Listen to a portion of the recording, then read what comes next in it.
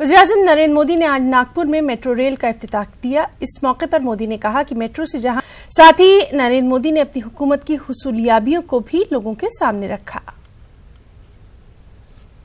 Metro के पहले सफर के लिए आज से नागपुर देश के उन शहरों में शामिल हो गया है जहां मेट्रो जैसी यातायात की आधुनिक सुविधा तैयार हुई है। इसी के साथ ही महाराष्ट्र की राजधानी और उपराजधानी दोनों को अब मेट्रो जैसी सुविधाओं का तोहफा मिल चुका है।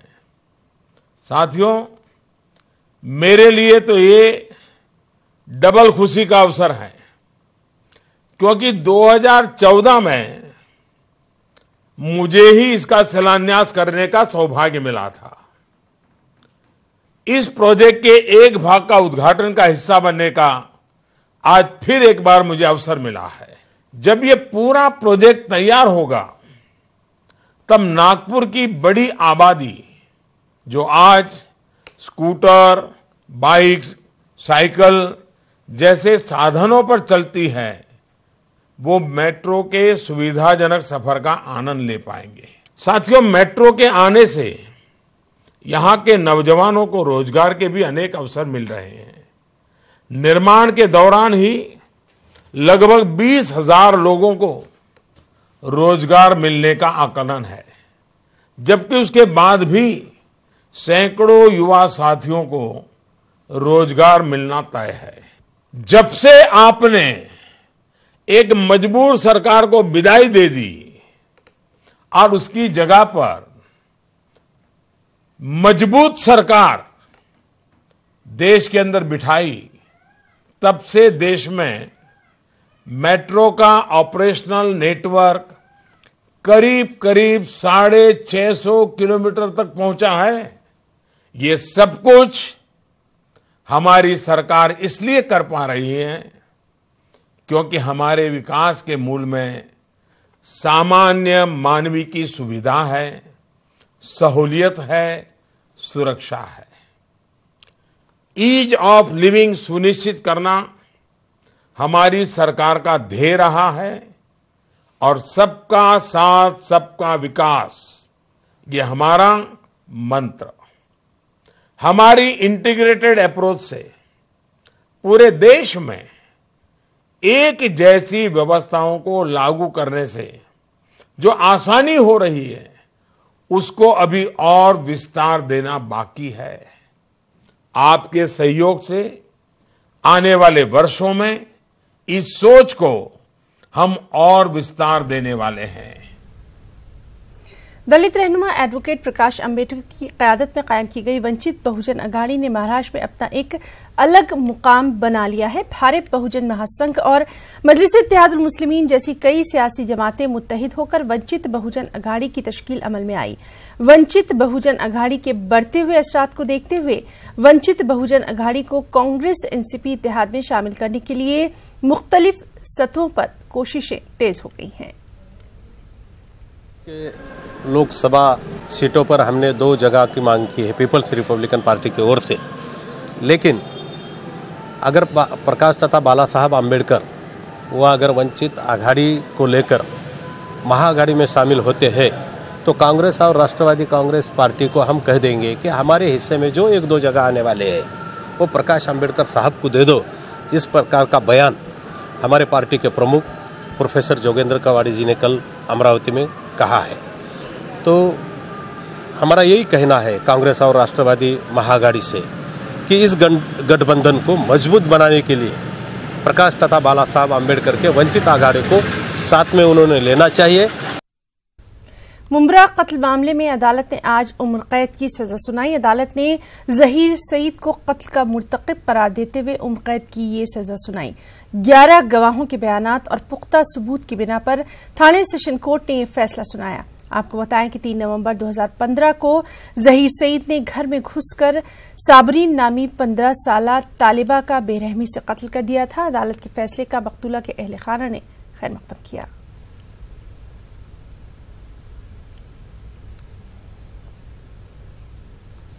मुमरा की मारूफ समाजी NGO तंजीम वालिदैन हर साल म्यूनिसिपल उर्दू स्कूलों से तालीम में इंतहाई कमजोर बच्चों को मुंतखब करके उनके लिए प्राइवेट टीचर्स और मुफ्त ट्यूशन का एहतमाम करती है। तंजीम की जानिब से ऐसे ही कामयाब होने वाले तलबा और उन पर खुसूसी मेहनत करने वाले टीचर्स की हौसला अफजाई के लिए खास तक़रीब का इनेकाद किया गया, जहां तलबा और असातिज़ा को माहिरीन तालीम अली M शमसी, सैयद जाहिद अली और दीगर के हाथों खुसूसी अवार्ड और इस्नाद से नवाजा गया।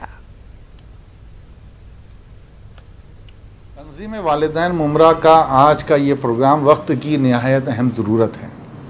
इस प्रोग्राम का बुनियादी मकसद ये है कि वालिदैन को आगाह किया जाए कि बच्चे की तालीम और बिलखुसूस उसकी इब्तिदाई तालीम में वालिदैन के किरदार की किस कदर अहमियत है।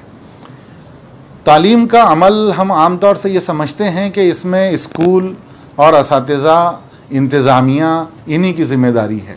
असल में इस गलत फहमी को दूर करने के लिए आज ऐसे वालिदैन को यहाँ पर जमा किया गया है जिनके बच्चे जो हैं वो बहुत लोअर क्लासेस में पहली जमात से लेके 5वीं 6वीं जमात में पढ़ रहे हैं। उनको बच्चे की तालीम और ख़ास तौर से इब्तिदाई तालीम के अंदर ये बताने के लिए हमने जमा किया है कि उनकी ज़िम्मेदारियाँ क्या हैं। उसमें जो है ना क्लास टीचर का, म्यूनिसिपल असातिज़ा का बड़ा मजबूत रोल है कि वो हमको इस काम में मदद करती है। और जब वो बच्चे चुनकर निकाले जाते हैं तो उनका फिर इम्तिहान होता है कि कमज़ोर है या नहीं है। फिर उनको जो है ना ग्रुप बनाकर जो है एक एक मोहल्ले में जो डिवाइड किया जाता है और जिस मोहल्ले के जितने बच्चे हैं उस मोहल्ले में जो है एक टीचर, बेसिक टीचर को अपॉइंट किया जाता है।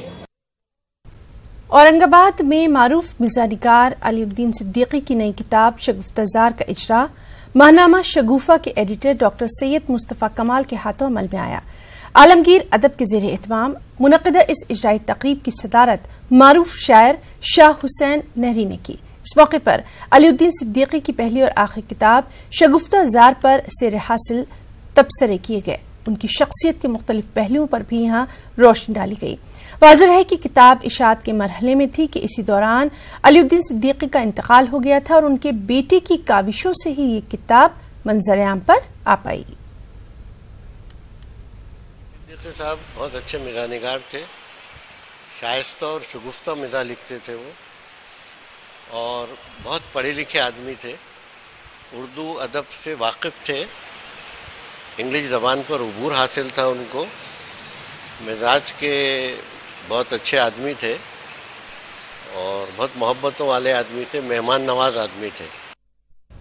महाराष्ट्र थाने पुलिस ने आज मुख्तलिफ रियासतों से स्मगल की जा रही शराब के एक ट्रक को पकड़ा। महाराष्ट्र पुलिस का कहना है कि आइंदा इंतखाबात के पेश नजर महाराष्ट्र पुलिस मुस्तैद हो गई है, जिसके बायस आज एक बड़ी कार्रवाई के तहत स्मगल की जा रही शराब का ये ट्रक पकड़ा गया।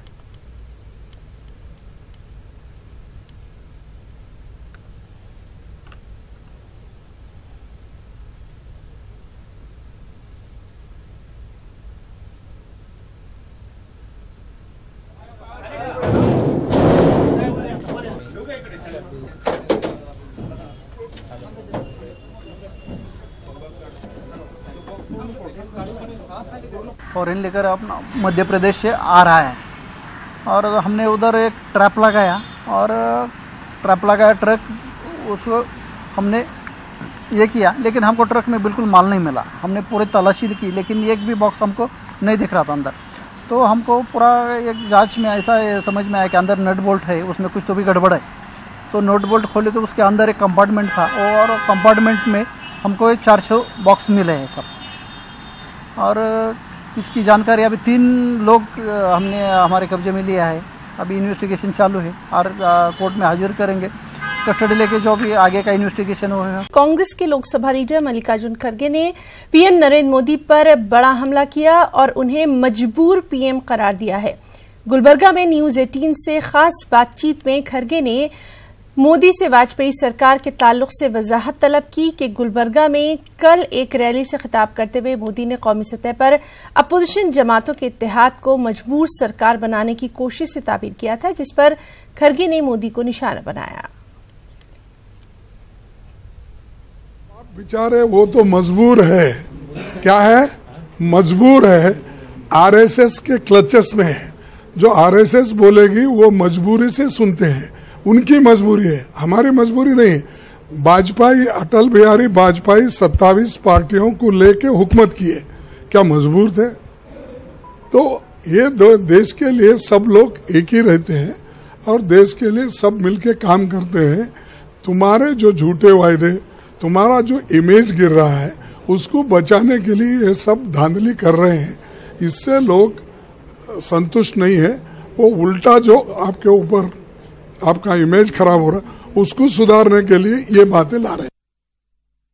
राफेल फाइलों की वजारत दिफा से गुम होने को कांग्रेस ने हुकूमत की बड़ी लापरवाही से ताबीर किया है। कांग्रेस के लोकसभा लीडर मल्लिकार्जुन खड़गे का कहना है कि हुकूमत अपनी कोताही छुपाने के लिए एक मीडिया इदारे को कटघरे में खड़ा करने की कोशिश कर रही है। गुलबर्गा में न्यूज 18 उर्दू से खास बातचीत में खड़गे ने राफेल मामले पर कहा कि हुकूमत मुसलसल मुल्क को गुमराह कर रही है।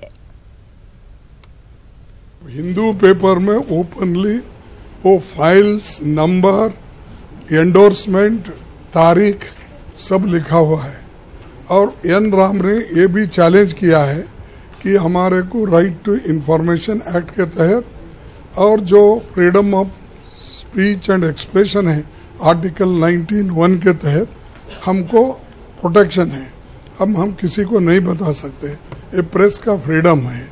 तो वो उनके गलती कैसी हुई वो देखना चाहिए।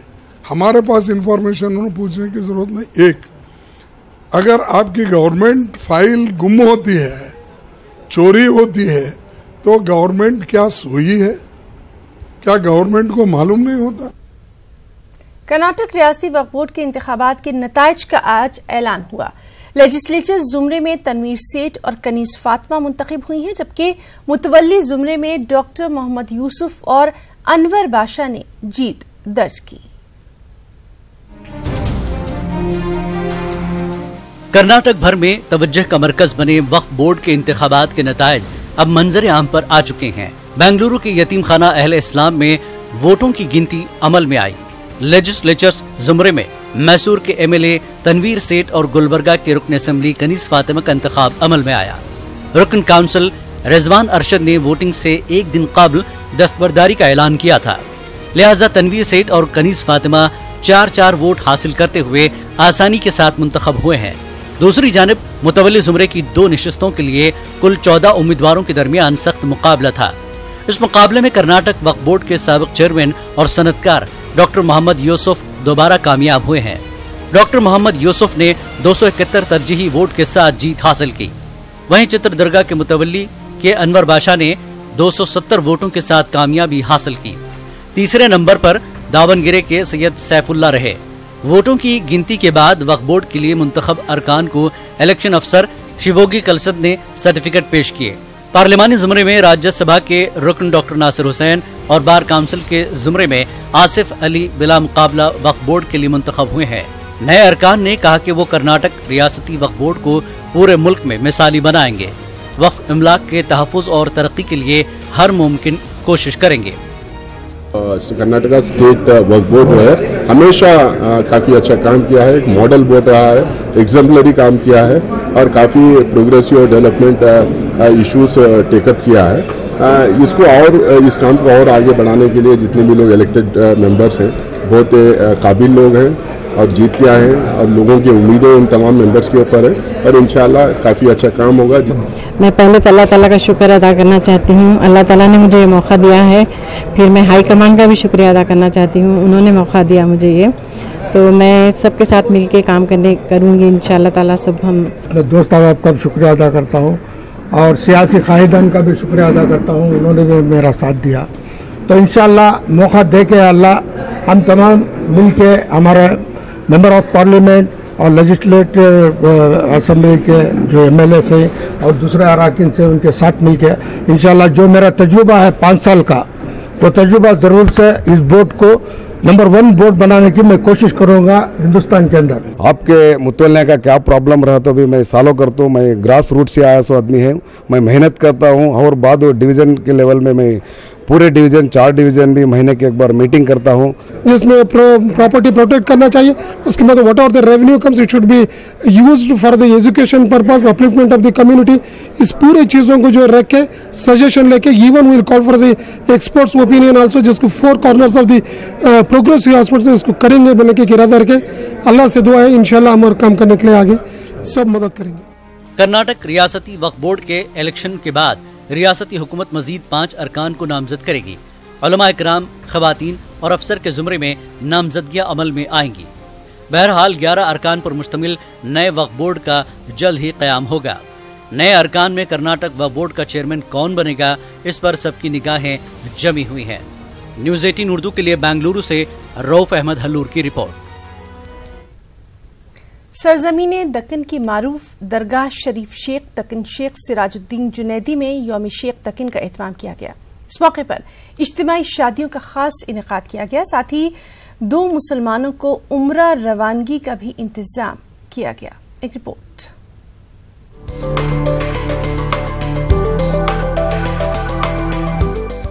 यूं तो कई लोग अपनी सालगिरह इसराफ करके मनाते हैं, लेकिन गुलबर्गा में एक ऐसी रूहानी शख्सियत भी है जिनकी सालगिरह पर इसराफ के बजाय लोगों का घर बसाने की कोशिश की जाती है। ये नजारा है बारगाह शेख दक्कन शेख रोजा गुलबर्गा का, जिसके जानशीन शेख ताजुद्दीन जुनैदी की सालगिरह के मौके पर मुस्तहक जोड़ों का निकाह करा गया।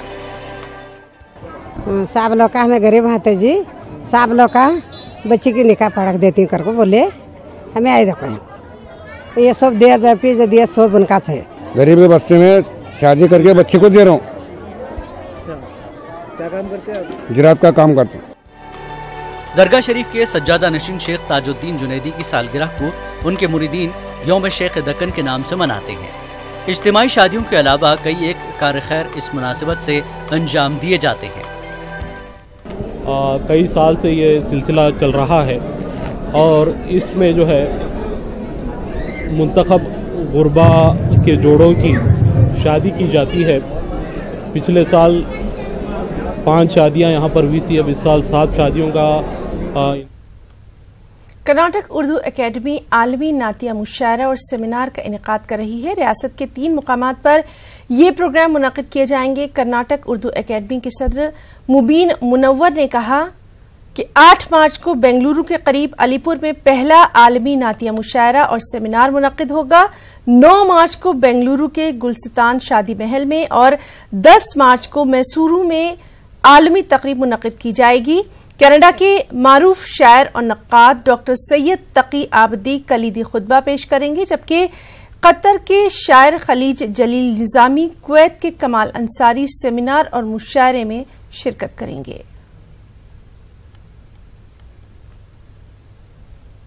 कर्नाटक के रायचूर के सीनियर कांग्रेस लीडर और साबिक रुकन असेंबली सैयद यासीन ने कहा कि गुज़िश्ता असेंबली इंतखाबात में उनकी शिकस्त और उनके फर्जंदों के अलावा दीगर नौजवानों के खिलाफ एट्रॉसिटी केस के लिए AICC सेक्रेटरी और MLC बोस राजू जिम्मेदार हैं। सैयद यासीन ने बोस राजू के खिलाफ KPCC सदर कुंडूराव से शिकायत करने की बात भी कही।